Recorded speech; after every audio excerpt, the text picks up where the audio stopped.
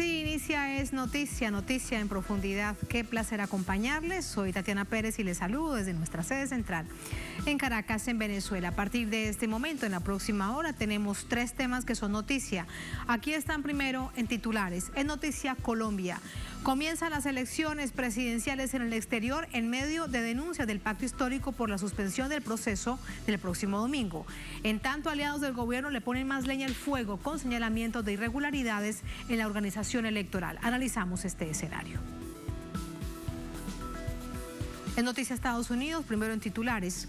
El alcalde de Nueva York declara estado de emergencia ante la falta de leche de fórmula para bebés.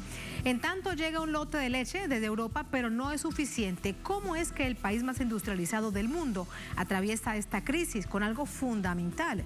Vamos a verlo. En Noticia El Mundo, la ONU revela que se superó la cifra récord de 100 millones de personas desplazadas forzadas alrededor del mundo. ¿Cuáles son las razones para tan dramática cifra? Vamos a analizarlo. En Noticia Casi comienza. Bienvenidos, bienvenidas.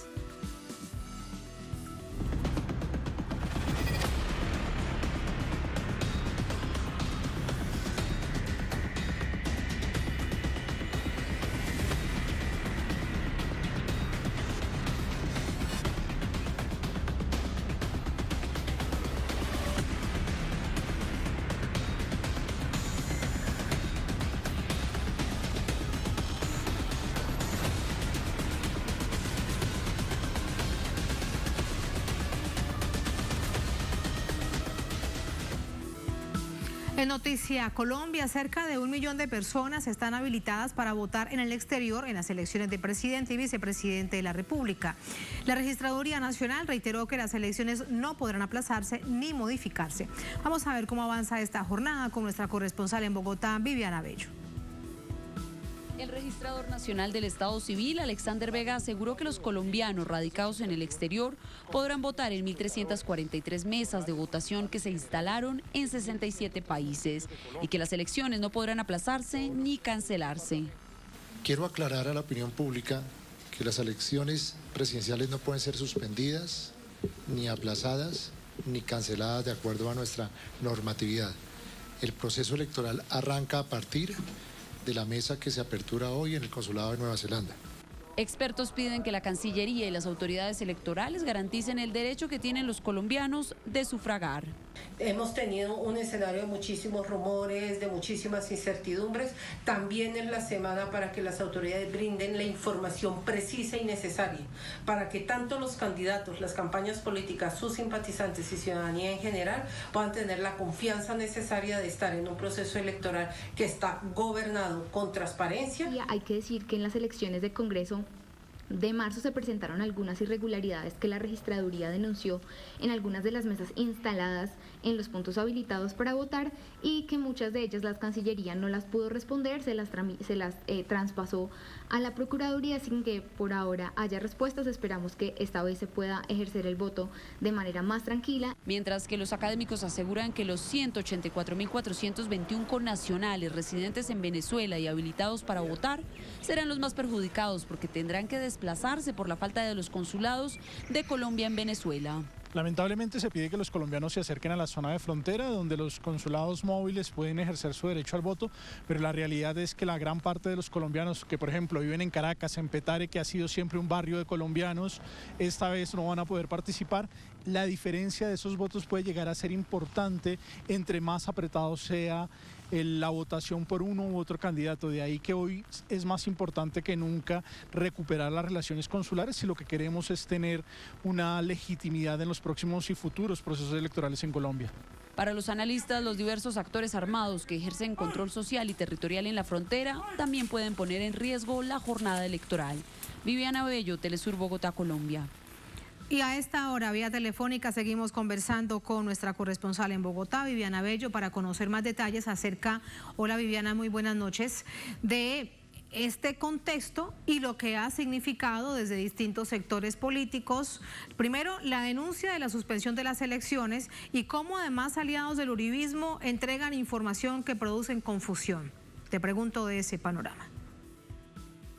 Tatiana, muy buenas noches, un gusto saludarla. Pues mire, como usted lo ha mencionado, el día de hoy se cumplió la primera jornada electoral en el exterior. Primero, para abordar este tema, quiero decirle que la Cancillería de Colombia ha dicho que se hizo el cierre de los 13 puntos de votación y que esta jornada transcurrió en completa calma, que de igual manera mañana iniciará la segunda jornada con puntos de votación ubicados en Oceanía y Asia. Han dicho que finalmente desde la Mesa de Seguimiento Electoral, pues no han confirmado si finalmente los colombianos que residen en la ciudad de Shanghái, por las medidas y las restricciones que hay por COVID-19, justamente podrán ejercer su derecho al voto. Frente a lo que usted me pregunta de este escenario de incertidumbre, de las acusaciones de un lado y del otro, pues mire, muchos analistas políticos han dicho que el candidato del pacto histórico, Gustavo Petro, con el anuncio y la denuncia que hizo mejor el día de ayer, donde convocó a una reunión a los otros candidatos, a Sergio Fajardo de la Alianza Verde y a Rodolfo Hernández del Movimiento, pues que este lidera, donde les pidió que se reunieran el día de hoy para hablar sobre un posible golpe de Estado, como así lo llamó, y alertó sobre la posible injerencia del gobierno nacional en cabeza de la procuradora Margarita Cabello para suspender al registrador nacional del Estado Civil, pues que no se ha cumplido, han dicho los analistas, y que han iniciado esta jornada electoral en el extranjero, porque justamente lo que ha hecho el candidato es anticiparse a ese golpe de Estado. Es lo que han dicho ellos, que que este golpe en la opinión pública ha hecho que organizaciones sociales, que la misma organización electoral pues ponga sus ojos sobre las garantías que se deben dar para que los colombianos puedan o no votar. En medio de esas denuncias que hace el candidato del pacto histórico, donde ha dicho de buena fuente que se está intentando suspender las elecciones del próximo 29 de mayo, pues ha salido también el expresidente de derecha, Andrés Pastrana, y le ha enviado una carta al presidente de la República, Iván Duque. Ha dicho que el golpe de Estado está dado y le ha pedido que lo deshaga. Mire, el exmandatario ha cuestionado el trabajo de la registraduría en las elecciones del pasado 13 de marzo, en las legislativas que se cumplieron.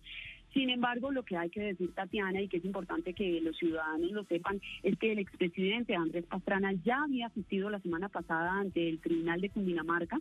Él aseguró tener pruebas de esas irregularidades que habrían beneficiado al pacto histórico y que habrían estado, manipuladas en cabeza del registrador nacional Alexander Vega. Sin embargo, no aportó pruebas. Por eso es que el Tribunal Administrativo de Cundinamarca cierra esta investigación contra el actual registrador nacional del Estado Civil, Alexander Vega. Él ha dicho, Pastrana, el expresidente de derecha, ha dicho que el sistema democrático está en entredicho y ha asegurado que un golpe de Estado pues ya se ha dado. Le ha pedido al presidente que de manera abierta pues que haga una intervención en esta jornada electoral que está planteada constitucionalmente, como ya lo hemos venido repitiendo, para el próximo 29 de mayo y que ya arrancó por lo menos en 67 países con más de 1.343 mesas de votación. Gracias, Viviana. Panorama completo que lo sumamos de inmediato con el análisis. Para ello nos vamos a nuestra corresponsalía en Bogotá con el periodista y escritor Antonio Morales. Lo verán ustedes durante toda la semana en el servicio informativo de Telesur, por supuesto en el Noticia, para tomar el pulso a todo lo que significa este proceso electoral el próximo domingo, primera vuelta o elección definitiva de presidente y su fórmula vicepresidencial. Eso lo decidirá el pueblo, y a su lado como invitado el doctor Armando Novoa, magistrado del Consejo Nacional Electoral. Antonio, muy buenas noches, bienvenido y adelante. Tatiana, muy buenas noches, muy complacido de estar nuevamente con ustedes después de las elecciones del Congreso que estuvimos acá a lo largo de varios días para acompañar a la audiencia internacional de Telesur en Es Noticias durante los días de la semana. Luego estaremos viernes, sábado, domingo y lunes con una presencia mucho más amplia en las conversaciones, el análisis, los comentarios y desde luego las entrevistas con los invitados. Bueno, como lo planteaba Viviana y ustedes allá en Caracas, hay una cosa paradójica y pareciera como el mundo al revés. Y es que generalmente en cualquier país, una semana o 6 días antes de las elecciones, lo interesante, lo preocupante, lo debatible son justamente las campañas electorales, los debates en la televisión y las incidencias pues de la confrontación ideológica sana y democrática de los diferentes actores en el proceso. Pues no, en Colombia ha pasado hoy, desde hace 2 días, a un segundo plano lo que es la actividad puramente proselitista y la actividad de campaña de los candidatos que se registra con menor intensidad para darle preponderancia al problema de la organización electoral, con una serie de denuncias, como ustedes lo comentaban, lo decía Viviana, relacionadas con el discurso de Gustavo Petro ayer, donde dijo que estaba nuevamente en peligro la posibilidad de que aplazaran o que suspendieran las elecciones, que quisieran suspender al registrador Vega, y detrás de ello, pues evidentemente hay un complot de la derecha y la extrema derecha del expresidente Andrés Pastrana, que trabaja siempre de la mano con el expresidente Álvaro Uribe, para alborotar el avispero hasta el punto de, ante una eventualidad de un golpe que se traduciría en la no realización de las elecciones, cosa que parece totalmente improbable, salir con la teoría de que hay que hacer un antigolpe o deshacer el golpe, llamando a Duque a justamente a prácticamente aplazar las elecciones indefinidamente y que Duque siga. Es decir, esto y otro tipo de temas relacionados ya con la precisión de la mecánica electoral en términos de auditorías, en términos de los escrutinios, en términos de la participación y el delito electoral, hacen que la campaña gire en torno a esto, o que tenga más importancia el tema de la organización electoral y de las amenazas aparentes que pudiera haber al tema mismo ideológico, al debate ideológico. Sin embargo, esta noche se lleva a cabo un gran debate entre los 4 más importantes candidatos en 2 medios nacionales, y pues de eso estaremos dando cuenta mañana. Pero para avanzar en este tema, estamos con nuestro invitado, el doctor abogado Armando Novoa, un experto en el tema electoral. Doctor Novoa, bienvenido a Telesur. Antonio, gracias por la invitación. Un saludo a Tatiana y a todos los seguidores de Telesur. Bueno, empecemos por lo primero. Parece descartarse, doctor Armando, que haya una eventualidad de aplazamiento, suspensión de las elecciones, y entendería uno que la posición de Petro ayer de denunciar esto era más bien como una especie de acción preventiva para que no ocurra, o qué. ¿Usted cómo analiza este fenómeno? Creo que el país está pagando un costo muy alto por el desprestigio con el que llega la organización electoral a estas elecciones del 29 de mayo. Lo que ocurrió el pasado 13 de marzo de este año en las elecciones a Congreso no ha sido aclarado ante la opinión pública. Las autoridades electorales han sido muy erráticas en la explicación de lo que realmente ocurrió, y entonces nos encontramos con esa situación que se está evidenciando con toda su crudeza de cara a las próximas elecciones. Creo que hay una estrategia bien orquestada por parte de la derecha colombiana, en la que se mezclan medias verdades, mentiras, exageraciones, todas adobadas con una especie de campaña conspirativa, a la manera en que lo hizo Donald Trump en las elecciones presidenciales de Estados Unidos en el 2019, para dinamitar la legitimidad del proceso electoral en Colombia. Entonces, ¿Para evitarlo o para posteriormente demeritarlo? Yo creo que son varias cosas a la vez. Por una parte, crear el terreno para decir que la composición del Congreso que salió de las elecciones del 13 de marzo no es la que realmente corresponde a la voluntad popular. En el evento en que gane Petro, decir que ese triunfo ha sido producto de una conspiración del registrador, de Petro, del Partido Socialista Español, de Podemos y de la empresa Indra. Cuando la conspiración es al revés. Cuando hay un relato que precisamente busca convencer a los colombianos de algo que es una mentira, que es la existencia justamente de un tinglado para alterar los resultados electorales. Pero yo iría un poco más allá de eso. Sí. Y es que en el evento del triunfo de Petro podemos tener una situación similar a la que hubo en el caso boliviano de hace 2 años y en el caso peruano. Es decir, con la campaña de desprestigio, hubo impugnación a los resultados electorales que bloquearon la entrega de la credencial como presidente al elegido Pedro Castillo y de hacer ingobernable el país en el evento de un resultado favorable al pacto histórico. pues dada la suciedad de la campaña en las últimas semanas, es de esperar que todo tipo de trapisondas y de conspiraciones y de complots y de entrampamientos sigan, porque pues no por estar en los últimos días de la campaña la extrema derecha va a dejar de utilizar sus tácticas y sus estrategias generalmente sórdidas, ¿no es cierto? Hay otro tema que fue importante por el cual muchos sectores presionaron en el sentido de que se implementara definitivamente, el gobierno y la registraduría dicen que es así, el sistema de una auditoría internacional que contrata el Consejo Nacional Electoral y en este caso se lo ha dado a la empresa Data Group. ¿Qué tan eficiente, qué tan eficaz puede ser esa auditoría y en qué consistiría?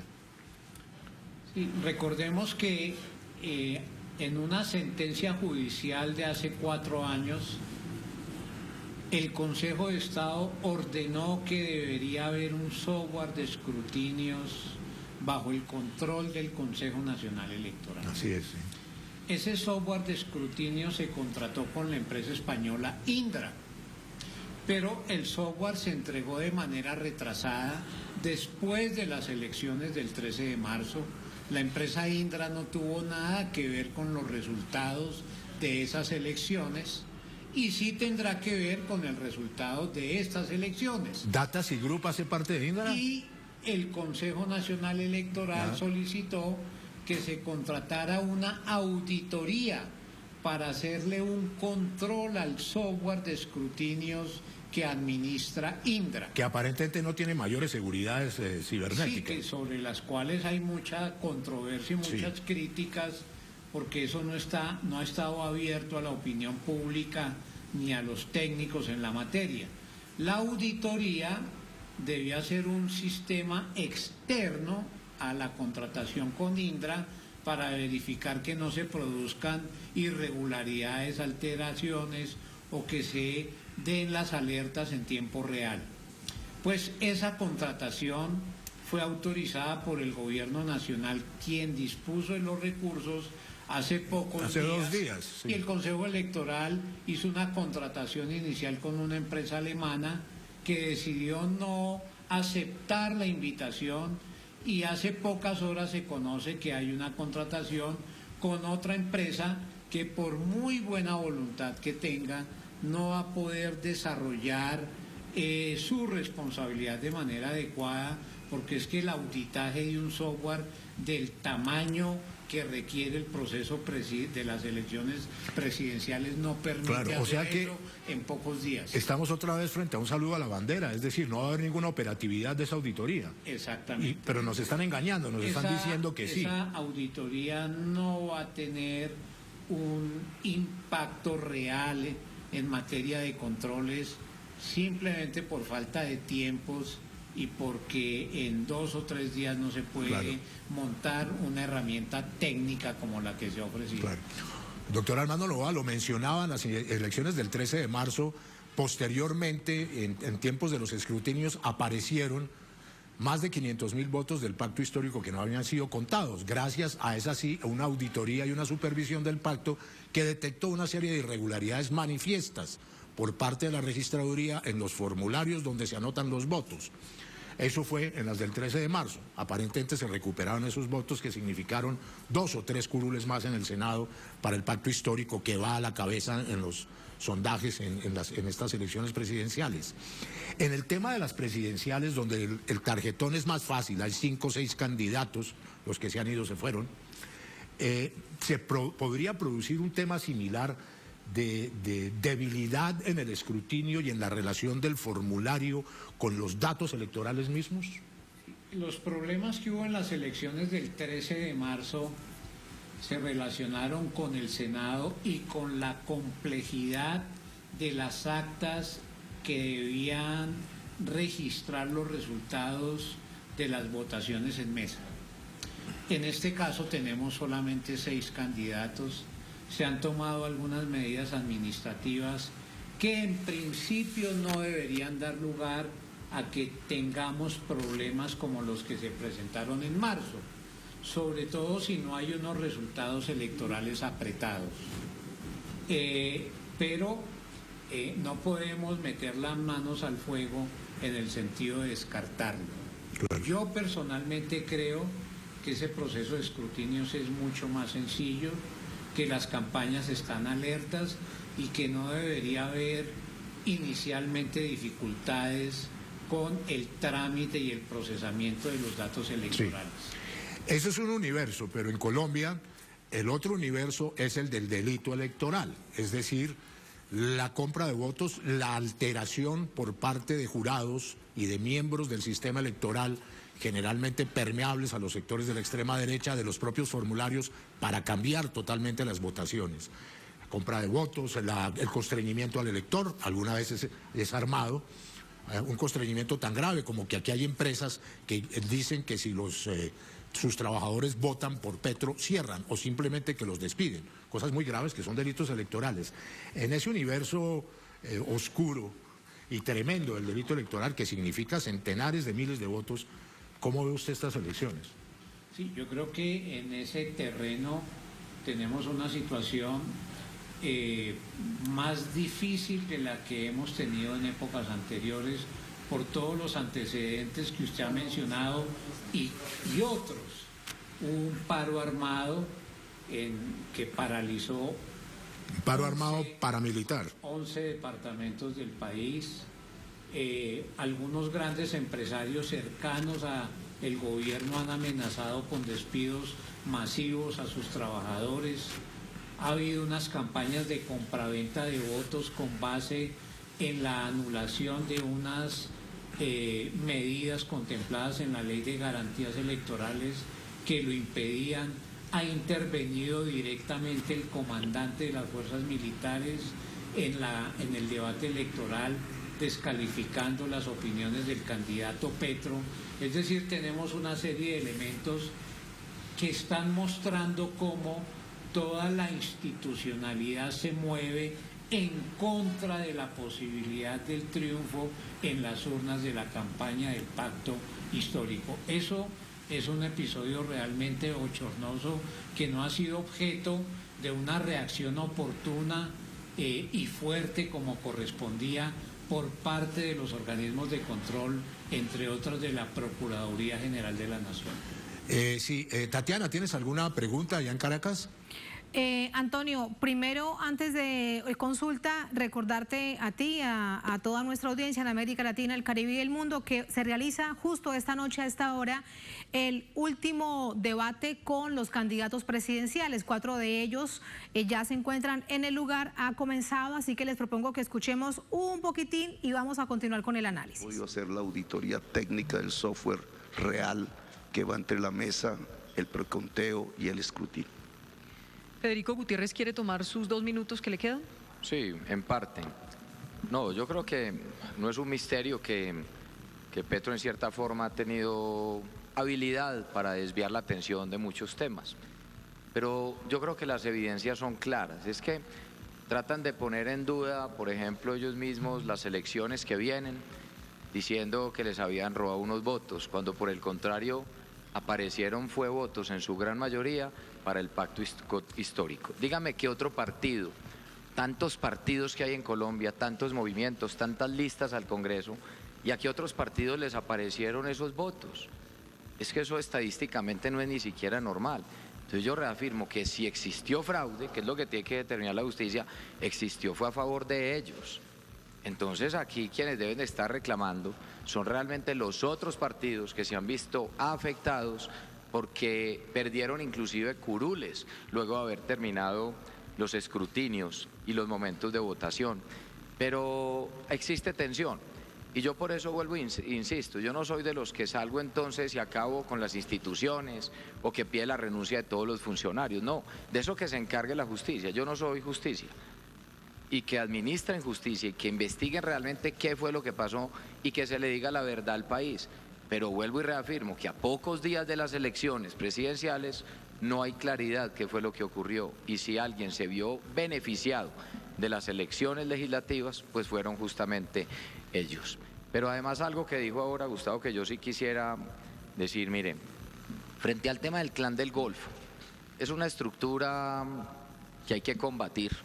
Y yo Pero sí usted creo se pasó que, del tiempo, candidato. bueno, hay que combatirla y no puede pasar lo que pasó, que se apoderaron de 6, 7 departamentos como si nada ocurriera. Yo de presidente voy a estar ahí desde el primer segundo y lo que sí es muy grave es ver cómo el Clan del Golfo en muchas regiones le dice a las comunidades que tienen que votar por Petro y que no puede aparecer un solo voto por Fico.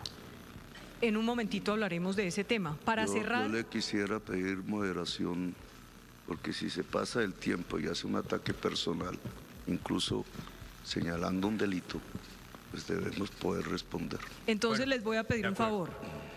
Si todos cumplimos las reglas, nos vamos con las reglas. Si alguien las rompe, las pueden romper todos. Entonces, Gustavo, por favor dígame si usted le quiere contestar, pero ahí estaríamos rompiendo las reglas. El Clan del Golfo está ligado a la oficina, que tiene un nombre de ciudad que no quiero mencionar porque no macartizo. Y uno de los integrantes de esa oficina fue parte de su gobierno, Federico. Eso no es cierto. Y si alguien combatió esas estructuras criminales, fui yo. Y si alguien logró las... Es el debate a esta hora, tema candente en este momento, Clan del Golfo con una relación directa con la oficina de Envigado, municipio del departamento de Antioquia. Así avanza este debate. Antonio, con tu invitado, preguntarte, de nuevo, fíjate, aparece el tema del fraude, pero visto desde la extrema derecha, algo bastante descabellado. Pero la pregunta es si realmente logra instalarse esta semana en la recta final del proceso electoral. Que el registrador nacional, puesto por la institucionalidad, puesto por el presidente Iván Duque, haya hecho fraude a favor del pacto histórico, el candidato totalmente opuesto a este gobierno. Adelante. Sí, Tatiana, evidentemente no deja de ser una ironía o prácticamente una caricatura. Se parece a unas supuestas amenazas de un sector de la extrema derecha armada, paramilitar, que se llaman las Águilas Negras, que amenazaron justamente a Federico Gutiérrez. Eso sería tanto como esperar que los militares, que no lo hacen, amenazaran a Uribe. Es decir, suena verdaderamente como un retruécano imposible de comerse eso. Pero bueno, ustedes han visto los niveles de agresividad de la campaña de la extrema derecha, las respuestas evidentemente del otro lado. Petro pide pues que le permitan responder a una acusación de un delito. Es decir, estamos en un nivel de guerra sucia en la campaña que se traduce en estos debates, un debate enmarcado pues en un medio como la revista Semana, que no es hoy por hoy un medio de comunicación objetivo y neutral, sino que es evidentemente un sector más de la propaganda del uribismo totalmente entregado a una campaña y que funge de una neutralidad que nunca la ha tenido. Doctor Noboa, mire, aprovechando pues la coyuntura de ver el debate, aparentemente se perfila hacia el próximo domingo una cercanía de Gustavo Petro a alcanzar el 50% más uno y la posibilidad de que pase en primera vuelta, que es tan ancho como largo, es decir, de eso no tenemos ninguna certeza, pero también es importante hablar con usted a ver qué piensa, doctor Armando, en la eventualidad de que ya no sea justamente Federico Gutiérrez quien pase a la segunda vuelta ante una derrota gigantesca del uribismo, sino Rodolfo Hernández, una especie de candidato outsider, que terminaría por los acontecimientos y la dinámica de la política, seguramente apoyado por la extrema derecha y por Uribe. ¿Cómo analiza usted esas dos posibilidades? Petro segundo va a segunda, y es probable que gane primera, tampoco se descarta. Pero lo otro, si Federico Gutiérrez pasara o si Rodolfo Hernández pasara a segunda vuelta. Sí, hay una mezcla de situaciones y es, por una parte, se ha congelado la campaña de Federico Gutiérrez, simultáneamente ha crecido en la opinión pública el respaldo a Rodolfo Hernández, según lo registran algunas encuestas. Es difícil hacer vaticinios, pero solamente el voto de opinión o el voto que representa Rodolfo Hernández es insuficiente para derrotar a Federico Gutiérrez por todo lo que está detrás del candidato del uribismo. Del uribismo están todos los partidos, está el Partido Liberal, el Partido Conservador, Cambio Radical, el Partido de la U, el Centro Democrático, el gobierno, los empresarios, las grandes empresas. Y el dinero que eso significa, ¿no? Para todo tipo de negocio. Los recursos del Estado. Además. Entonces, Rodolfo Hernández puede acercarse a Federico Gutiérrez como lo registran las encuestas, pero no creo que ese aliento le alcance para derrotarlo en primera vuelta. Lo cual le conviene a Petro, que podría derrotar más fácilmente en la polarización a un candidato de la extrema derecha que a un centrista melifluo e indefinible como Rodolfo Hernández. Sí, yo creo que el escenario para una rotación de gobierno como lo que esperan muchos sectores de la sociedad colombiana está por el lado de Petro, y el candidato natural de controversia con él sería Federico Gutiérrez. Lo de Rodolfo Hernández es más etéreo, es más ambiguo, es más gaseoso, pero si llegase a pasar a segunda vuelta, todo el establecimiento tradicional, no me cabe la menor duda, rodearía esa campaña. Y se le acercaría mucho a Petro. Y habría una situación muy inesperada de cercanía en las expectativas electorales. Armando Novoa, muchísimas gracias por estar acá con nosotros en Telesur. Bueno, terminamos por hoy esta intervención. Mañana estaremos con ustedes. El tema de la transición o la no transición, tantas cosas que nos recomienda la actualidad y la coyuntura diaria. Tatiana, hasta mañana. Hasta mañana, Antonio. Sobre la vulnerabilidad de la democracia que se dice y que se ha dicho durante tanto tiempo, la más antigua de nuestro continente, mucho por hablar. Gracias, Antonio. Un abrazo. Doctor Novoa, gracias. Buenas noches. Así nos vamos a la primera pausa en esta emisión de Es Noticia. Al volver en Noticia a Estados Unidos, el alcalde de Nueva York declara estado de emergencia ante la falta de leche de fórmula para bebés, mientras llega un lote de leche desde Europa, pero no es suficiente. Una pregunta clave: ¿cómo es que el país más industrializado del mundo atraviesa esta crisis? Vamos a analizarlo al volver en Es Noticia.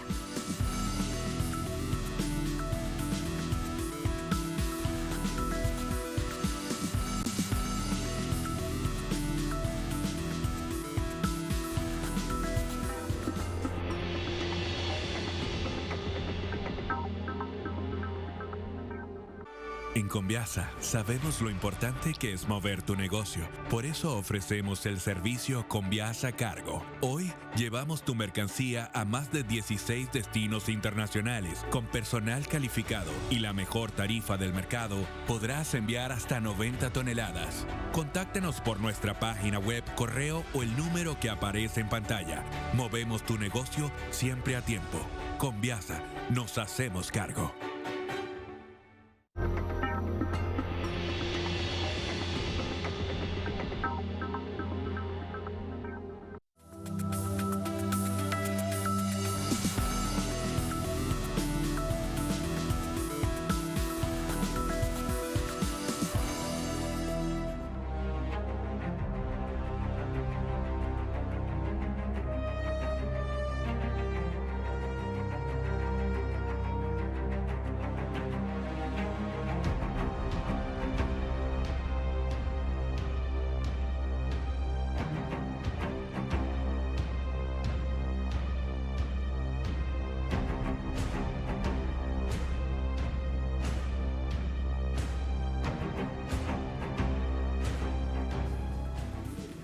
En noticia Estados Unidos, el alcalde de Nueva York declaró estado de emergencia ante la escasez de leche de fórmula para bebés, ocasionada, según dice el gobierno, por la pandemia y un problema sanitario en la mayor planta de producción del país. Las estimaciones indican que más del 40% de comercios en Nueva York y sus alrededores se quedaron sin fórmula infantil. Ante el riesgo de un aumento en los precios, el alcalde Eric Adams firmó una orden ejecutiva de emergencia que, entre otras medidas, permite sancionar a aquellos minoristas que especulen ante la escasez. El desabastecimiento se habría generado por los efectos de la pandemia en los fabricantes, pero particularmente por el cierre en febrero de la multinacional Abbott Nutrition. después de que se reportara que 4 bebés sufrieron infecciones tras consumir su producto. Un informe preliminar de la Administración de Alimentos y Medicamentos, publicado en marzo, encontró rastros de la bacteria Cronobacter en varias superficies en toda la planta, aunque no en las áreas utilizadas para hacer el polvo. Ante la crisis de desabastecimiento, la Casa Blanca invocó la Ley de Producción de Defensa, que requiere que los proveedores de fabricantes de fórmulas den prioridad al país. Además, el presidente Joe Biden autorizó al Departamento de Defensa a usar los contratos con aerolíneas comerciales para las importaciones de suministros de fórmulas que cumplan con los estándares federales, en lo que bautizó como Operación Fly Fórmula. El fin de semana, aterrizó en Indianápolis un avión de carga con 35 toneladas de productos adquirido en Alemania. Según la Casa Blanca, eso alcanzaría para 27,000 niños en una semana y se espera que esta misma lleguen más envíos al país. La leche en polvo de fórmula es una necesidad de muchas familias, en particular de aquellas con bajos recursos, en la que las madres se ven obligadas a volver al trabajo casi inmediatamente después de dar a luz y no pueden amamantar. Entramos con el análisis. ¿Cuál es la razón de esta crisis? No hay leche de fórmula para bebecitos en Estados Unidos. De esto hablamos con Danny Shaw, profesor de Relaciones Internacionales en la Universidad Pública de Nueva York. Nos acompaña desde esta ciudad norteamericana. Profesor, bienvenido. Buenas noches. Buenas noches, Tatiana. ¿Cómo se llega a esta situación? Sí, es descabellado que en el país más rico del mundo, con una economía que llega a 23 trillones de dólares cada año, que no pueden producir suficiente leche y alimentación para los niños de la ciudad que representa el centro económico de este país. Pero cuando tiene que ver con Ucrania y con una guerra que se ha convertido en una ciénaga, lo que ellos quieren hacer es convertirla en una ciénaga contra Rusia. Ahí sí, mágicamente sí aparecen 40,000 millones de dólares, porque aquí la prioridad siempre es más policía, más soldados y más guerra, y no hay una inversión fuerte en las comunidades más necesitadas. Dicen entre las razones, por lo menos en eso coinciden distintos medios de comunicación al respecto, lo que hemos leído que sale con información desde Estados Unidos. Uno, que es la pandemia, y dos, la planta de producción de Michigan de Abbott, que cerró por la muerte de estos pequeñitos. Pero aquí de nuevo, estamos hablando del monopolio total de una sola empresa, es decir, sí, solamente una empresa produce esta leche de fórmula para los niños y niñas en Estados Unidos. O sea, es el absoluto monopolio. Sí, la privatización aquí está fuerte, hay una competencia constante y hay grandes monopolios entonces que controlan la gasolina, la comida y las cosas que nosotros más necesitamos. Agregamos a eso una tasa de inflación, la más alta que hemos visto desde 1981, cuando la crisis con Ronald Reagan, de 8.5 la tasa de inflación, y nuestras comunidades están sufriendo demasiado. Uno va al supermercado y la carne, la leche, está carísimo, como nunca hemos visto, más la transportación, el combustible. Entonces, ¿qué provoca eso? Provoca más necesidad, hay más desempleo, más desesperanza, que resulta en más crimen, más balaceras. Entonces nuestras comunidades, específicamente aquí en Nueva York, siguen sufriendo demasiado. Dice el alcalde de Nueva York que se decreta el estado de emergencia por esta situación. ¿De qué crees que servirá, profesor? Bueno, Eric Adams, el nuevo alcalde, a partir del primer día del 2022, él es un representante de la policía, es un policía ya jubilado. Él ha mandado más policía a nuestros vecindarios, ¿verdad? Entonces, el estado de emergencia, las imágenes que tienen que pedir a Alemania y a otros países que mandan comida para los niños es alarmante. En la economía que finge ser, en el país que finge ser el más, entre comillas, democrático, y toda su retórica, Y hoy mismo Biden confirmó que él no tiene miedo de invadir a Taiwán y a China y provocar otra guerra. Entonces, Eric Adams es otro representante, el alcalde de Nueva York, de la clase dominante, pero es alarmante que hasta él ha tenido que declarar ese estado de emergencia. Hasta eso y nada más y nada menos que en Nueva York. Por último, profesor, también hay algunos analistas que dicen que esto tiene que ver con el borrador que se filtró a la prensa intencionalmente sobre la decisión de la Corte Suprema de Estados Unidos, la Corte Suprema de Justicia, contra el aborto. ¿Qué relación le ve usted? ¿Qué tan viable es? Porque si es así, bueno, permítame aquí le pregunto algo, si es así, teniendo en cuenta que la mayoría de magistrados son republicanos, sería una especie de boicot al presidente Biden. Podría ser, hay que diferenciar entre lo que son teorías de conspiración y lo que son los hechos. No creo que esos jueces, aunque sí son republicanos, son conservadores, son muy antipueblo, antipopular, no creo que tengan esa capacidad. Ahora la decisión de quitar Roe versus Wade, los derechos reproductivos de la mujer, ha causado que millones y millones de mujeres y ciudadanos han tomado las calles en protesta. La Corte Suprema siempre ha funcionado para controlar la lucha de clases, para taparla, para que no salgan masivamente a las calles. Entonces hay un gran debate hasta dentro de los republicanos, porque si provocan un movimiento masivo, a los 2 años del asesinato de George Floyd, a ellos no les conviene que hay millones de personas protestando en la ciudad de Nueva York y a nivel nacional, pero hay que seguir analizando ese punto. Hay que seguir el pulso de todo esto, mientras tanto ponernos en los zapatos de padres y madres que desesperadamente buscan la leche de fórmula para sus bebés. Aquí en Venezuela se vivió producto de la especulación y del acaparamiento cuando comenzaba a sentirse y de qué manera el bloqueo impuesto por Estados Unidos. Así que bien sabemos lo que esto significa. Muchas gracias, profesor. Buenas noches. Gracias, Tatiana. Muchas buenas noches. Así vamos a la última pausa en esta emisión de Es Noticia. Al volver en Noticia, el mundo. La ONU revela que se superó la cifra récord de 100 millones de personas desplazadas internas de manera forzosa alrededor del mundo. ¿Cuáles son las razones para tan dramática cifra? Vamos a verlo al volver en Es Noticia.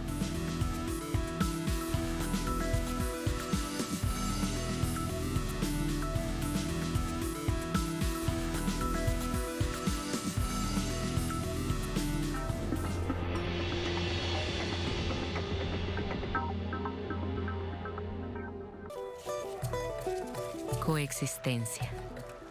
En una misma parcela pueden crecer varias plantas. Eso decía mi abue, que desde su ser y su esencia tan de aquí, pudo hablar y querer a quienes venían de otros horizontes y naciones.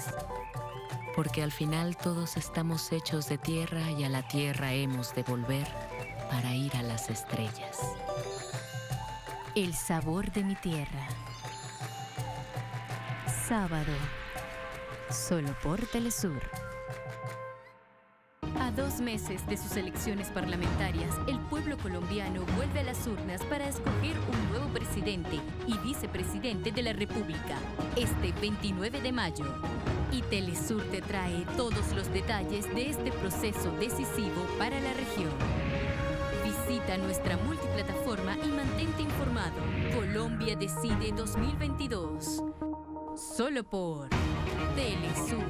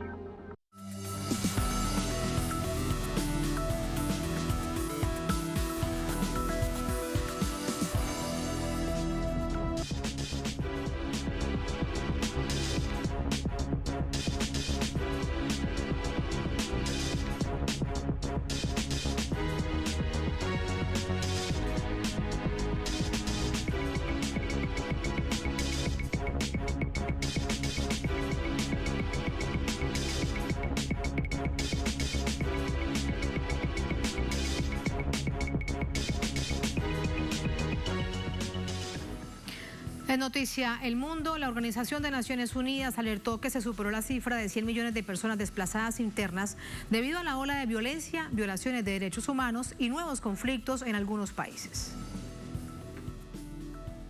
El número de desplazados internos alcanzó récords históricos, según los nuevos datos emitidos por ACNUR, la Agencia de la ONU para los Refugiados. En Twitter, el alto comisionado de la ONU para los Refugiados, Filippo Grandi, manifestó que 100 millones es una cifra brutal, tan trascendente como alarmante, y es un récord al que nunca se debería haber llegado. Añadió Filippo que la cifra debe despertar conciencias para generar acciones que promuevan la paz y aborden las causas del desplazamiento forzado. Se deriva del informe que el aumento de los desplazados es debido a las nuevas olas de violencias y conflictos prolongados en países como Etiopía, Burkina Faso, Myanmar, Nigeria, Afganistán y la República Democrática del Congo. Asimismo, la guerra entre Rusia y Ucrania, según la ONU, ha desplazado a 8 millones de personas dentro de Ucrania. Por su parte, el secretario general del Consejo Noruego para Refugiados, Jan Egeland, publicó en su cuenta Twitter el pasado 19 de mayo una lista de países donde se alberga el mayor número de personas obligadas a huir dentro de sus fronteras. Inician la lista Siria, el Congo y Colombia. El próximo 16 de junio, ACNUR publicará el informe de tendencias globales con las estadísticas más recientes del 2022 y un panorama global y regional sobre el desplazamiento forzado en el 2021. Entramos con el análisis. Para ello nos acompaña Raúl Olivera Alfaro, integrante de la Secretaría de Derechos Humanos del Plenario Intersindical de Trabajadores de Uruguay. Nos acompaña desde Montevideo vía telefónica. Raúl, bienvenido, buenas noches. Bueno, bienvenidos a ustedes y gracias por la llamada. Muchas gracias. 100 millones de personas desplazadas de sus hogares alrededor del mundo de una manera interna, producto de nuevas confrontaciones, de nuevas guerras, de más violencia. ¿Cuál es su análisis?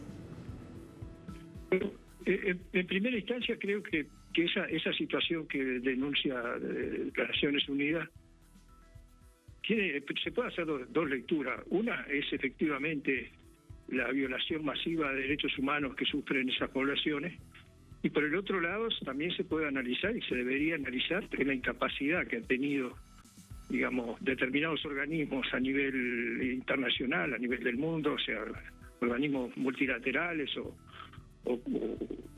que se han creado últimamente, que supuestamente deberían encarar esos temas y resolverlos, a partir de que todo eso tiene su origen en responsabilidades de los Estados.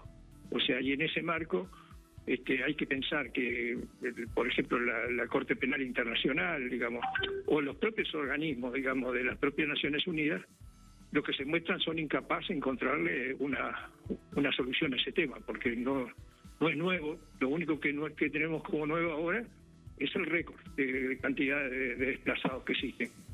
Pero es un elemento que viene arrastrando la humanidad, y bueno, que se debería de encontrar los medios para que esas situaciones que se producen en el mundo sean neutralizadas a partir de, efectivamente de una acción, digamos, de la humanidad, que se supone que creó algunos organismos para que no se perpetúen esas situaciones a nivel del mundo. Entonces, me parece que eso es un elemento que deberíamos reflexionarlo, digamos. Sobre todo reflexionar desde la sociedad civil, por la sencilla razón de que algunos organismos que se han creado, me refiero hasta la propia Corte Interamericana, la Comisión Interamericana, la propia Corte Penal Internacional, tienen la paradoja de que son creados por el Estado, por los Estados, para vigilar el no cumplimiento de los derechos humanos por parte de los Estados. Entonces, esa contradicción que significa que los propios Estados crean organismos para vigilarlos a ellos mismos, o para exigirles a ellos que cumplan determinados estándares internacionales con relación al mantenimiento y que no se violen los derechos humanos, eso es un elemento que efectivamente termina teniendo la ineficacia de esos organismos, ¿no? Entonces, en ese marco, nos parece que la sociedad civil debería hacer una reflexión sobre esos temas y exigir que efectivamente existan la eficacia de esos organismos, ¿no? Y de hecho la propia Naciones Unidas, distintos gobiernos en América Latina y el mundo han dicho que debe pasar algo con Naciones Unidas, porque a propósito de esta crítica que usted hace, pues de la Organización de Naciones Unidas, la ONU, lo que hace sin duda es alertar. También pide dinero y en este caso, por ejemplo, ACNUR, con respecto a cada uno de los países, dice cuánto se necesita para hacer este acompañamiento. Pero allí habría que ver qué hacer, evidentemente, con la estructura de Naciones Unidas y con las decisiones y su voz ante el mundo. Sí, eso que la humanidad efectivamente vio en determinado momento, sobre todo luego de la Segunda Guerra Mundial, como algo que alertó, digamos, al mundo y al concierto internacional sobre determinados crímenes que se cometieron por el nazismo, eso que fue visto como una esperanza, digamos, de los pueblos, termina siendo efectivamente un fracaso. Y yo creo que la institucionalidad, tanto de los países como la institucionalidad que se ha dado la humanidad, tiene la obligación de legitimarse, y la única manera de legitimarse es siendo eficaz para la defensa de los derechos humanos. En cualquier grupo de esos de desplazamiento, atrás de todo eso es responsabilidad del Estado, y hay violaciones múltiples de los derechos humanos. Entonces, en ese marco me parece que deberíamos discutir sobre esos temas y ayornarnos de alguna manera en un elemento que me parece que es fundamental. La globalización que de alguna manera existe en el mundo y a veces avances que se producen, digamos, en las legislaciones y todo lo demás, en los convenios, termina siendo letra muerta porque no cumplen sus objetivos. No alcanza con que se determinen convenios o pactos.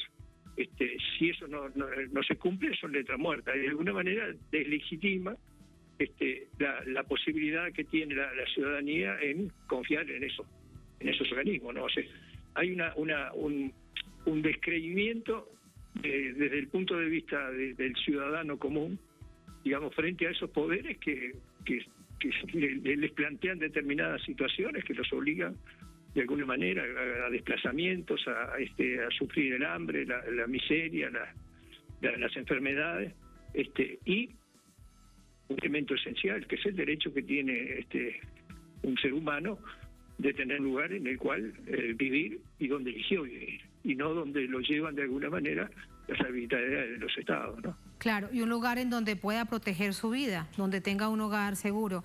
Raúl, gracias por su análisis. Buenas noches. Bueno, gracias a ustedes. Gracias. Gracias a ustedes por habernos acompañado. Cerramos esta emisión de Noticia. Hasta mañana, sigan con nosotros.